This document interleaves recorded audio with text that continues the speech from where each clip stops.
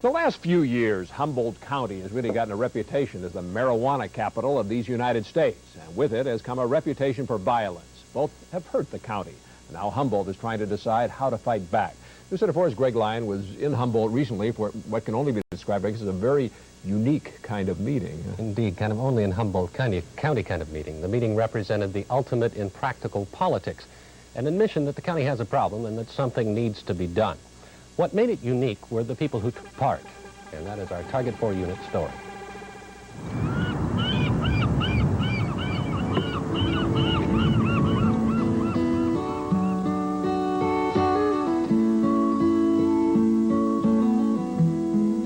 Humboldt County is a land divided. Half its population of 111,000 people live in the picture postcard towns along Humboldt Bay. They make their living from lumber and fishing and tourism. The other half live behind the wall of the rugged hill country that makes up most of the county's 3,600 square miles. In this half of the county, it is no exaggeration to say that the largest single source of income is marijuana. Until recently, the two sides were able to officially ignore one another, but then the trouble started. We can point to instances where people have been forced off their land, where they've been prohibited from going on to public lands due to violent confrontations. We can point to murder cases that are directly the result of marijuana cultivation activities in the county. The speaker is Humboldt County District Attorney Terry Farmer. Late last week, he took part in an extraordinary meeting that included the county sheriff, a county supervisor, and 3 people who can most simply be called marijuana growers. We have agreed not to show their faces and to disguise their voices for reasons best explained by one of the 3. There is the implication by our presence here we are either people who have committed felonies or are currently committing felonies, neither of which we necessarily agree to. And secondly, our presence can be misconstrued from the hill people, the growing people, as to whether we're here to make deals with the sheriff or whatnot. What is extraordinary about this meeting is that it was not called to put an end to marijuana growing in Humboldt County, but rather to put an end to some of the more unhappy aspects that go with it, like violence and bad publicity.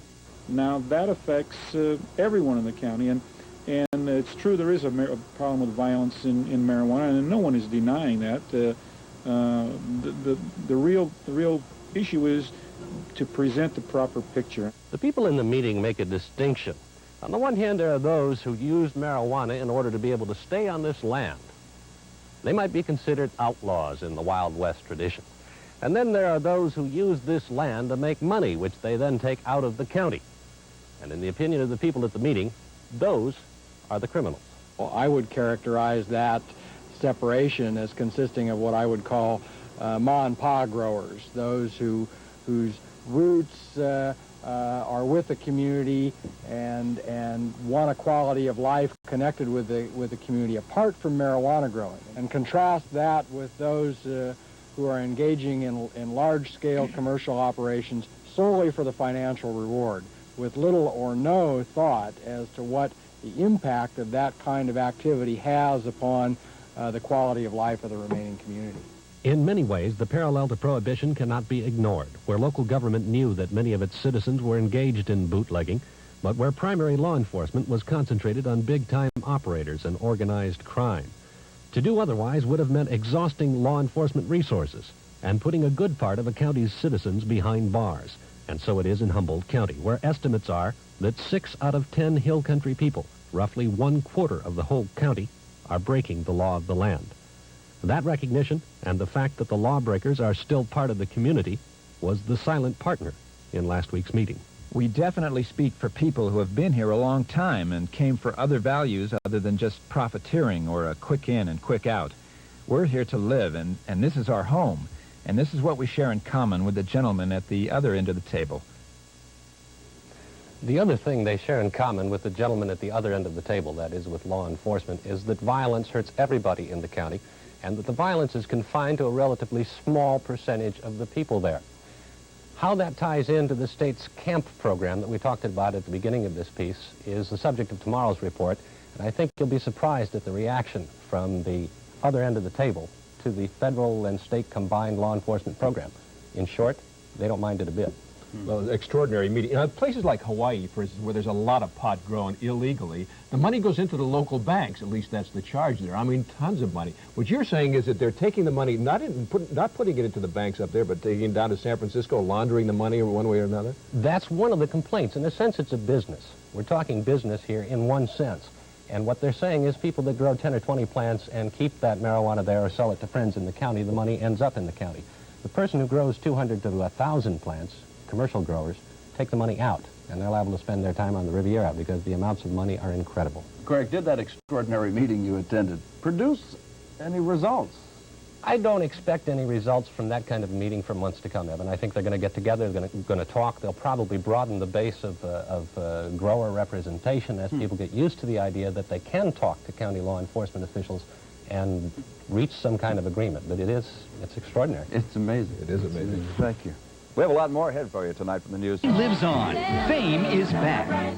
Sunday nights at 7 on Channel 4.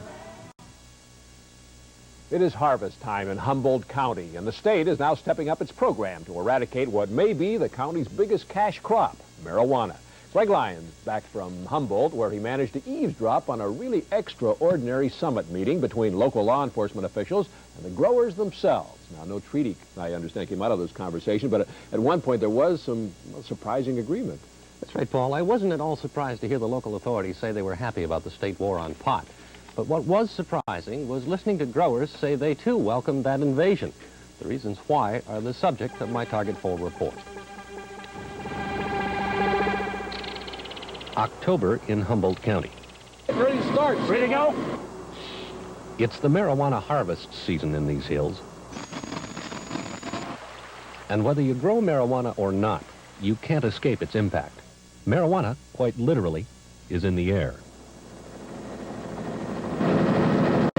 It's the federally funded, state-run campaign against marijuana planting, known as CAMP, and it's striking daily in the hills of Humboldt County.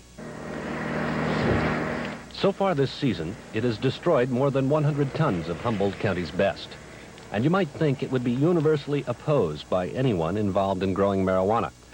But like everything else surrounding the issue, it's not that simple, as we found out when we attended an extraordinary conference late last week. And my own feeling is that CAMP has been received very positively on both sides. On the side of the old-time growers that have a stake in the community, as well as the other portion of the community that is very upset with the whole marijuana issue. The speaker is Humboldt County Supervisor Danny Walsh. He, the county sheriff, and the county district attorney sat down at the same table with 3 people from the hills.